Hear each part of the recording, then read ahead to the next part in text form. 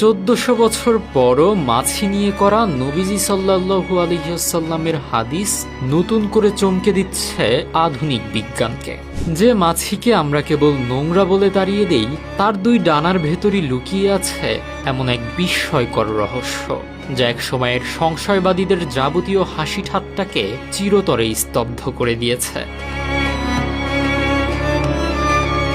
1400 বছর আগে নবীজি সাল্লাল্লাহু আলাইহি ওয়াসাল্লাম বলেছিলেন, যদি কোনো মাছি তোমাদের পানীয়তে পড়ে তবে তাকে সম্পূর্ণভাবে ডুবিয়ে বের করে ফেলতে হবে, কারণ এর এক ডানায় আছে রোগ আর অপর ডানায় রয়েছে তার প্রতিকার।